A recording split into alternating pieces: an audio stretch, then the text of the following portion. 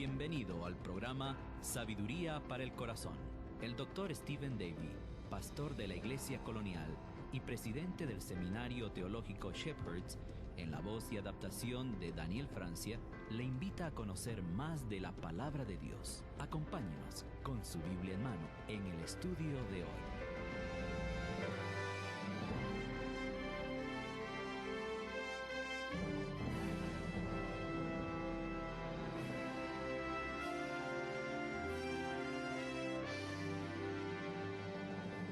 En el momento en el que comencé a estudiar este mandamiento que vamos a ver en el día de hoy, fui confrontado con situaciones de codicia como nunca antes en mi vida. De hecho, me alegra que pueda predicar en cuanto a esto después de todas las anécdotas de esta semana. Uno de mis autos favoritos es el Volvo 760 Turbo. Es un excelente auto familiar y cuando su familia no está con usted, es muy lindo usar el máximo de ese turbo. Ahora, mi esposa no estaba en casa el fin de semana pasado, se había ido a un casamiento de un familiar. Antes de irse, un familiar llamó por teléfono, mi esposa contestó y le preguntaron, ¿con qué auto irás a la boda? Ella respondió, bueno, con nuestro Ford. Ellos le dijeron, no, nosotros acabamos de comprar un auto nuevo y queremos que lo uses para este viaje. Usted seguramente se imaginará qué auto era. En breve, vi por la ventana un Volvo 760 Turbo 0 kilómetro. A mi esposa le daba lo mismo, ese es el problema. A ella no le interesan los equipos de sonido con 8 parlantes y demás cosas, no. Cuando ella recibió esa llamada, yo pensé, Señor, esto no es gracioso. En tan solo 2 días tengo que predicar acerca de la codicia. ¿Sabe una cosa?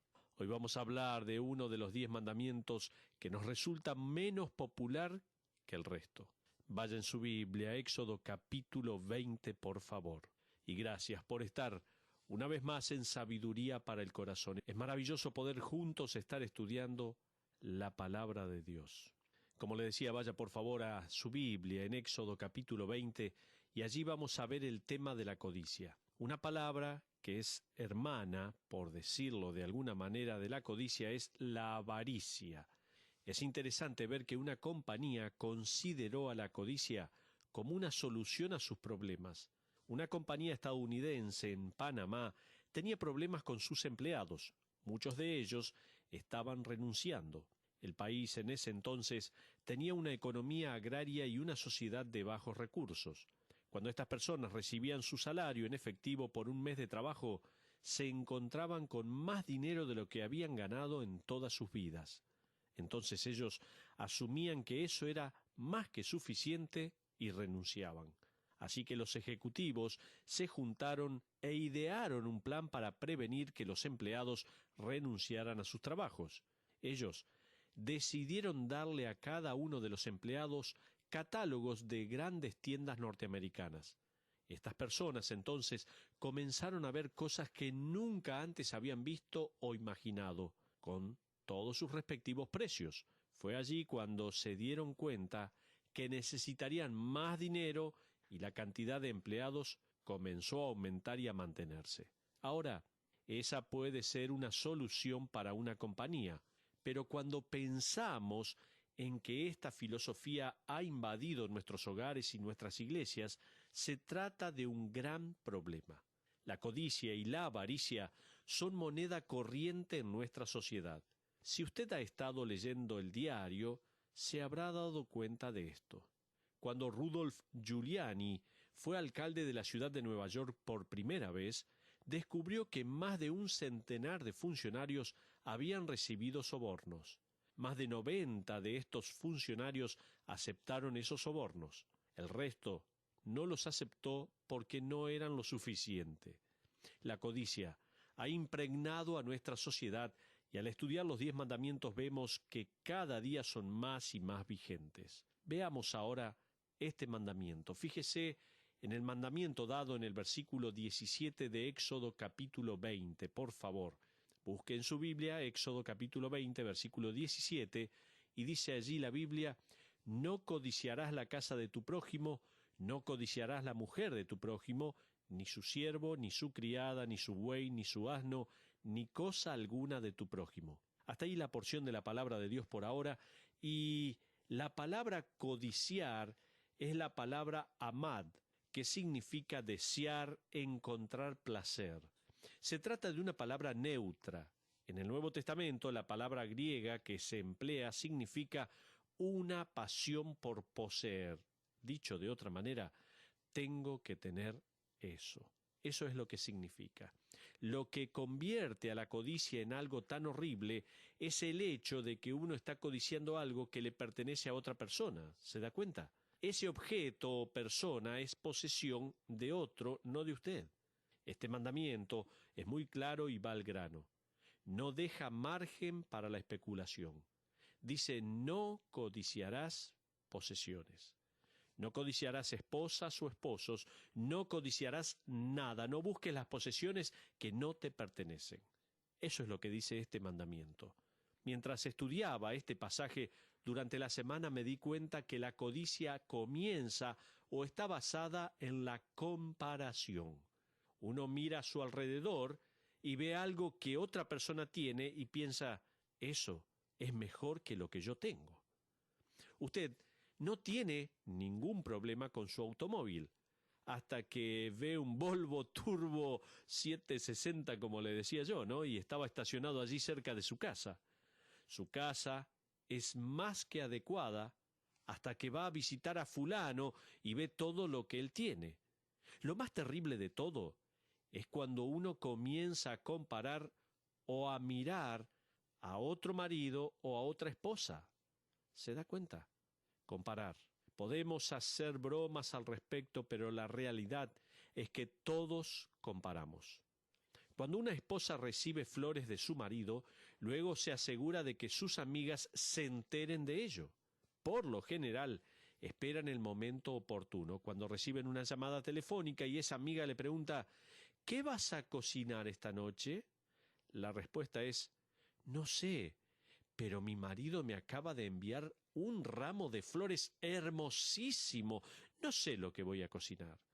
Como que la conversación tenía algo que ver, ¿no? Pero igual metió ese comentario. Pienso que este pasaje es muy adecuado para el matrimonio al decir, no codiciarás la mujer de tu prójimo. ¿Qué significa esto? Eso implica que uno debe de contentarse con lo que Dios le dio.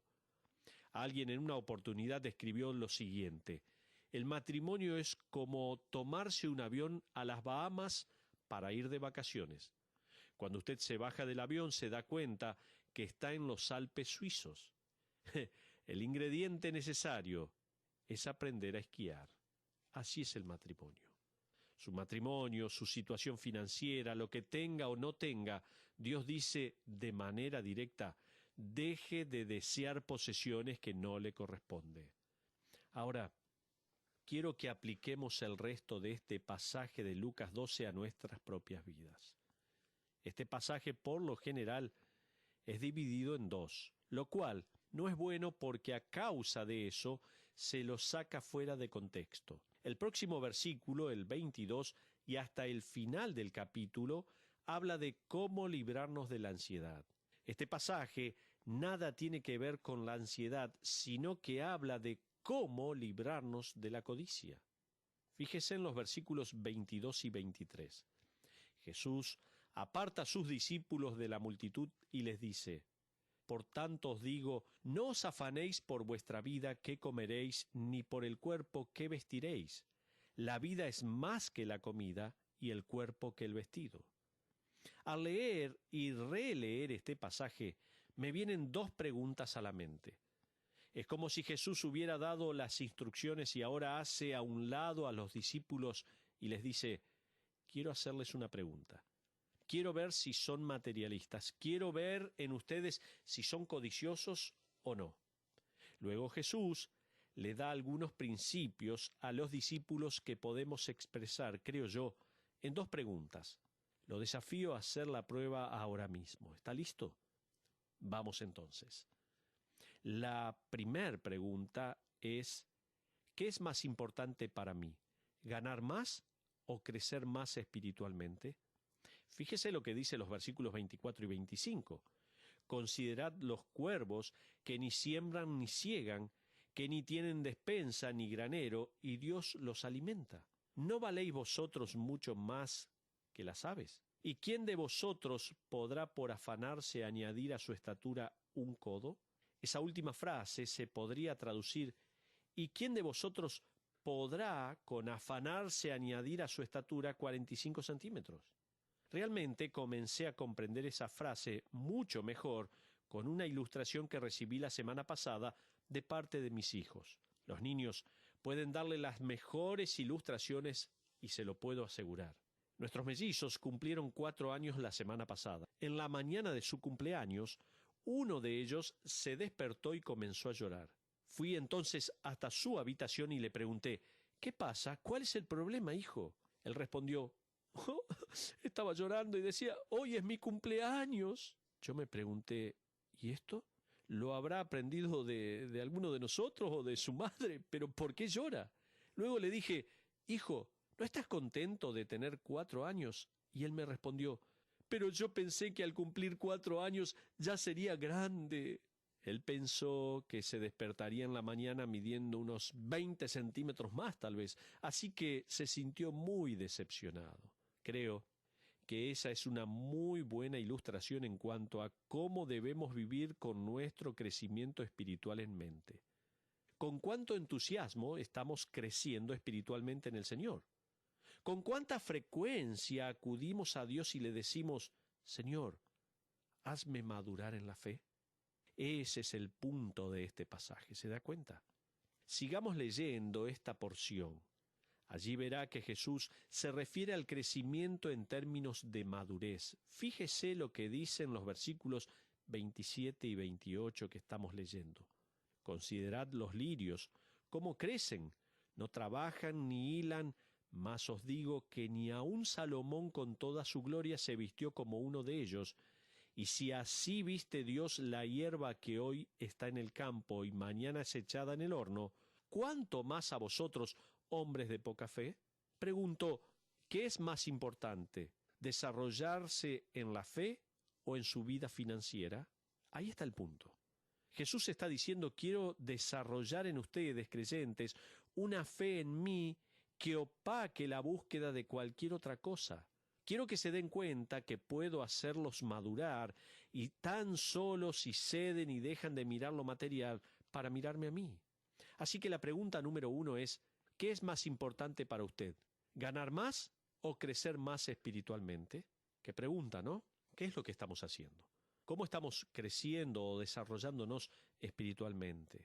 Pero la segunda pregunta es: ¿qué le preocupa más? ¿Tener dinero para administrar o que Dios lo administre a usted? Fíjese ahora los versículos 29 al 34. Voy a leer y dice: vosotros, pues, no os preocupéis por lo que habéis de comer, ni por lo que habéis de beber, ni estéis con ansiosa inquietud. Porque todas estas cosas buscan las gentes del mundo, pero vuestro Padre sabe que tenéis necesidad de estas cosas. Mas buscad el reino de Dios, y todas estas cosas os serán añadidas.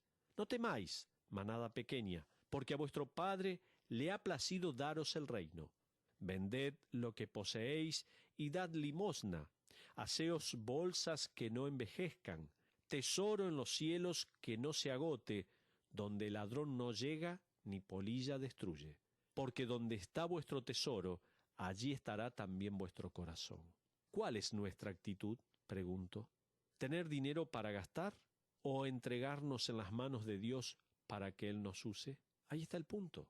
¿Se da cuenta? ¿A qué le doy mi tiempo y mis pensamientos? ¿Cuánto tengo que administrar? No pretendo eliminar el hecho de que usted y yo tenemos que pagar las cuentas, porque eso es una realidad. Pero la cuestión de fondo es permitir que Dios administre nuestras vidas. Ahí está la cuestión. Es ir en búsqueda no de nuestro reino, no de cosas materiales, sino de las cosas que honran y glorifican a Dios. Buscar su reino en primer lugar. ¿Alguna vez se puso a pensar que los mejores momentos de su vida fueron cuando usted tenía necesidad y tenía que depender de Dios? Esa situación no nos gusta, pero cuando nos toca vivirla pensamos, ahora sí que he aprendido algo de parte de Dios. Seguramente sabe de lo que estoy hablando. Es por eso que una vez el famoso predicador Charles Spurgeon escribió de esta manera: uno está en su mejor condición espiritual cuando naufraga en la isla de la soberanía de Dios. ¿Escuchó? Uno está en su mejor condición espiritual cuando naufraga en la isla de la soberanía de Dios. Pensemos por un momento. ¿Cuándo le reveló Dios su mano y su provisión para su vida? ¿Cuando tenía suficiente dinero o cuando le faltaba? Para mí, no es difícil pensar en un momento de dificultad económica en mi vida. Después de una semana de casados, me encontraba con mi esposa en el estacionamiento del seminario. Ni siquiera había sido aceptado aún en el seminario. De hecho, era mi primera vez en ese lugar. Yo estaba bastante seguro que me aceptarían, no por mis notas, sino porque era una institución pequeña y necesitaban alumnos. Vivimos en media docena de lugares. Siempre buscamos el alquiler más económico. Fui empleado de limpieza y portero, mientras que mi esposa estaba trabajando como secretaria. Siempre estábamos en búsqueda de un lugar más barato para vivir, para poder así continuar comprando libros y sobrevivir. Nuestra última mudanza fue a una casa, si la podemos llamar así, en los suburbios de la ciudad y pasando las vías del tren y cerca de una fábrica. Ni bien bajaba el sol, cerrábamos todo con llave y siempre había un extraño olor en el aire. Mis compañeros tenían el hábito de ir a la ciudad de Grand Rapids y si usted le gustan los libros, tal vez sepa que Grand Rapids está la mayor editorial de todas las editoriales cristianas. Uno podía ir a una de estas editoriales y comprar libros con muy buen precio. Así que nos juntábamos, pagábamos el combustible entre todos y viajábamos por 2 horas hasta llegar a la ciudad. Nunca me voy a olvidar el día en que pude gastar $50 en libros. Cuando estaba por salir del local, vi un set de libros que hacía mucho que quería comprar. Se trataba de una colección de comentarios de 50 volúmenes con tapas de cuero. Esos libros me podrían durar toda mi vida. Yo simplemente no tenía el dinero, pero uno de mis amigos tenía una tarjeta de crédito. Esos libros salían $150. Con ese dinero podía pagar el alquiler de nuestra casa en Detroit por un mes también. En nuestro regreso la pasé pensando, ¿cómo le digo esto a mi esposa? Llegué a casa y le conté a mi esposa acerca de los comentarios. Gracias a Dios, ella nunca se quejó. Saqué los libros de sus respectivas cajas y me los quedé mirando cuando de pronto me di cuenta que al otro día tenía que pagar el alquiler y no teníamos el dinero. Ahora, no quiero justificar esa compra, así que no vaya y haga alguna compra alocada tampoco. No me estoy refiriendo a eso. No obstante, esa noche recibí un llamado telefónico del dueño de la casa que alquilábamos y que era creyente. Él me dijo: Steven, este mes Dios ha sido muy generoso conmigo. Quiero decirte que no es necesario que pagues el alquiler. Esos años en los que solo podía abandonarme a la misericordia de Dios fueron los mejores años de nuestras vidas. Retroceda en el tiempo y recuerde, ¿cuáles fueron esos momentos de dependencia plena en Dios? ¿Cuáles fueron los mejores momentos en su vida espiritual? ¿Fueron los tiempos en los que le sobraba o cuando tal vez le faltaba el dinero? Los tiempos de dependencia en Dios son los tiempos en los que Él hace evidente su mano en nuestra vida. Ahí está el punto. Dios dice: no codicien posesiones. Yo me encargo de vosotros. No busquen cosas materiales, búsquenme a mí. Busquen mi reino y mi justicia, y yo me encargaré de vosotros. Amigos, es hora que dejemos de pedirle más a Dios y que busquemos más a Él. Ojalá Que el Señor grabe estos conceptos en nuestras vidas y a partir de este momento podamos buscar más y más al Señor. No buscar cosas materiales, sino fundamentalmente buscar a nuestro buen Dios. Que así sea. En nombre de BBN y el Dr. Stephen Davey, le agradecemos por habernos acompañado. Le esperamos en nuestra próxima audición, donde encontrará más sabiduría para el corazón. Esta es una producción de BBN.